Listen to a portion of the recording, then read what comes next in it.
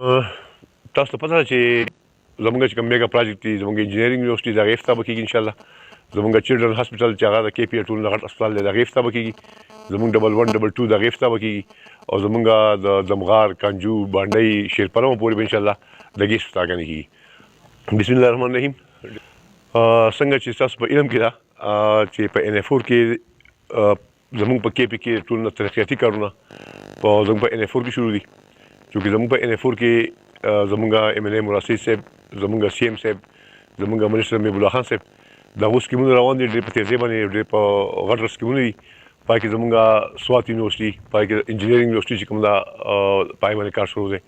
زموږ چلډرن هسپتال چې کوم دی په هغې باندې کار شروع دی ماشاءالله. زموږ 1112 دا زموږ میګا پروجیکټ دی، په دې باندې کار شروع دی.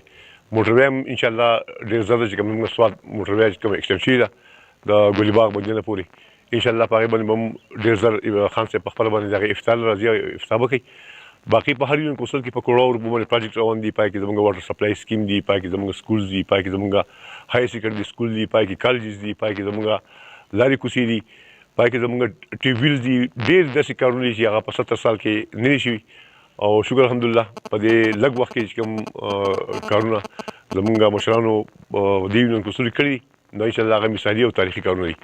نو خلک خپل ضرورتونو ته ګوري او د هغې مطابق خپل فیصله کوي.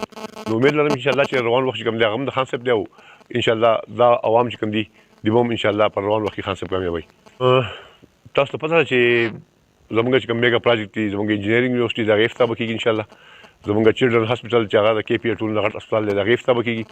زموږ 1112 د هغې افتتاح به کېږي او زموږ د دمغار کانجو بانډی شیرپلم پورې به انشاءالله د هغې افتتاحګانې کېږي. او عوامو ته خو زموږ دغه پیغام دی چې مرسته دې وکړي د هغه خلکو کم خلک چې د یو نظریې مطابق کار کوي، د یو سوچ مطابق کار کوي او د یو نوي پاکستان چې کوم سوچ خان صاحب ورکړی دی نو د هغې دپاره یوازې د خان صاحب ذمهواري نه جوړېږي، زموږ د قوم دا ذمهواري جوړېږي چې موږ د خان صاحب لاسونه مضبوط کړو. واقعي کوم چې نوی پاکستان دی د هغې دپاره موږ مخکې تګ وکړو.